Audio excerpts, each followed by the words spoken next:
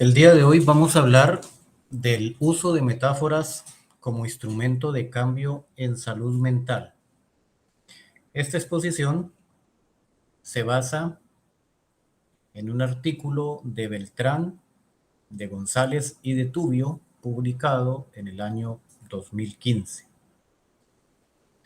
Y es necesario empezar diciendo que se debe clarificar cuando se habla de yo como contenido y el yo como contexto, porque por lo general la mayoría de pacientes tiende a confundir.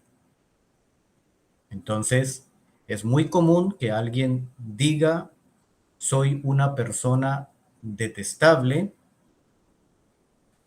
en lugar de decir, en determinadas circunstancias, yo actúo como una persona detestable.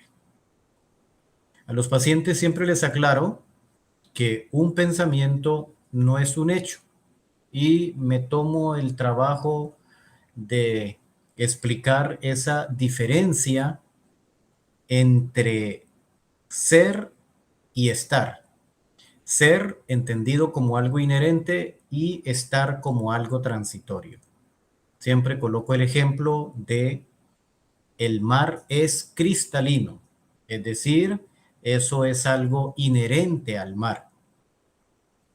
Diferente de decir el mar está agitado, es decir, eso es algo transitorio respecto a lo que se predica del mar. Igualmente, yo lo más correcto es decir, soy colombiano. ¿Por qué? Porque eso es algo inherente a mi ser, a decir, por ejemplo, yo soy enojado. ¿Por qué? Porque soy enojado no es algo inherente, sino que es algo transitorio, es algo eh, contextual. Y cuando hablamos de metáfora, estamos diciendo que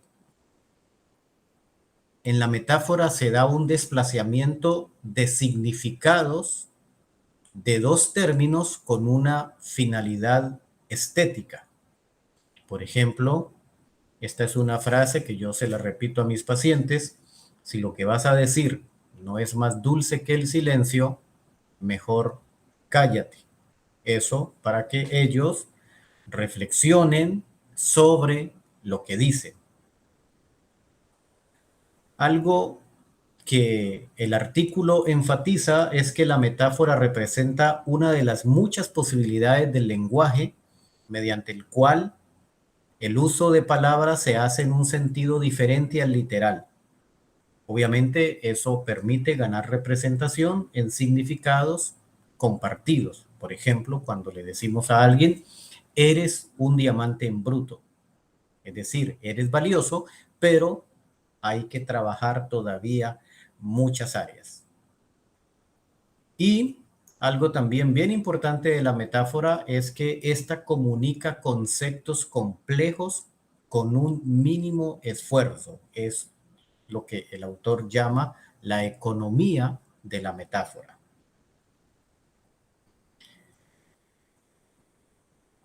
En el uso de la metáfora en psicoterapia ha sido empleado por diferentes modelos, pero quien más lo ha usado son las terapias contextuales y sobre todo la terapia de aceptación y compromiso. El conductismo lo usa poco, aunque Skinner enfatizó que la metáfora tenía una vital importancia en el lenguaje. El cognitivismo también lo usa poco, aunque parte de la metáfora de el cerebro como esa computadora. En terapia familiar se usa bastante porque eso permite comunicar una visión distinta del problema mediante una historia elaborada. El humanismo hace mucho uso de la metáfora y dentro de sus representantes tenemos a Bucay. Y el psicoanálisis no la usa mucho, ya que se enfatiza en interpretar el lenguaje metafórico, por ejemplo, el chiste y los símbolos. Ahora, ¿cómo usar o para qué nos sirve, mejor dicho, usar metáforas en salud mental? Los autores plantean que a través de las metáforas podemos hacer reestructuración cognitiva y coloca el ejemplo de un paciente que dice, me siento como una alfombra pisoteada, pero su terapeuta le puede contestar, las alfombras se pisan si están en el suelo. Otro de las ventajas de usar metáforas en salud mental es que generan menor resistencia en el paciente. Ahora, es obvio que las metáforas deben de usarse con cuidado o en algunos casos descartarse con pacientes obsesivos, esquizofrénicos y sobre todo pacientes paranoides. Y obviamente la metáfora es ideal para pacientes ansiosos, depresivos. Finalmente, el artículo termina presentando algunas metáforas, como la metáfora del granjero y el asno, la metáfora del tablero del ajedrez, la metáfora de las dos escalas, la metáfora del dentista y la metáfora de el burro y la familia. Hasta aquí esta primera parte donde doy cuenta de manera sintética de lo que aborda este video. En segundo lugar es cómo utilizo las metáforas en mi clínica. Y me llamó mucho la atención que una de las metáforas que el artículo cita es el burro y la familia. ¿Cómo la utilizo? La utilizo sobre todo en pacientes que tienen ese deseo de aprobación que lo relata muy bien el doctor Dyer en su libro Tus zonas erróneas. Entonces, yo les enfatizo al paciente que independientemente de lo que hagan, la gente siempre va a hablar. Y entonces les relato la historia de esta familia que va en un burro y pues primero va el señor montado en el burro, la señora jalando el burro y el niño arriando el burro. Llegan a un pueblo y la gente empieza a murmurar diciendo que qué hombre tan desconsiderado aprovechándose de la señora y del niño. El viejito entonces decide, a partir de lo que ha escuchado, cambiar y sube a la señora y sube al niño en el burro y él empieza a jalar el burro.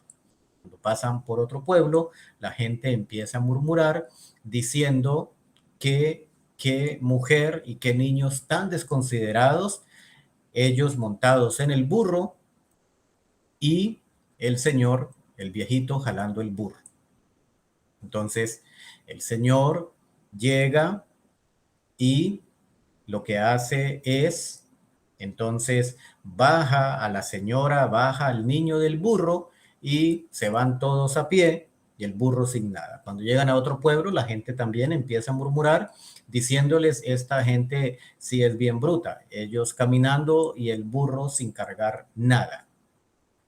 Entonces, el señor opta por subirse encima del burro, subir a la señora al burro y subir al niño al burro. Y cuando llegan a otro pueblo, entonces la gente empieza a murmurar que qué gente tan desconsiderada, pobrecito el burro. Y les enfatizo a mis pacientes, o sea, recuerde, hagamos lo que hagamos o usted haga lo que haga, siempre la gente va a murmurar. ¿Por qué? Porque de nosotros no depende que la gente no murmure. ¿Por qué? Porque nosotros no tenemos control sobre la lengua de las personas. Saludos, profesora. Nos vemos.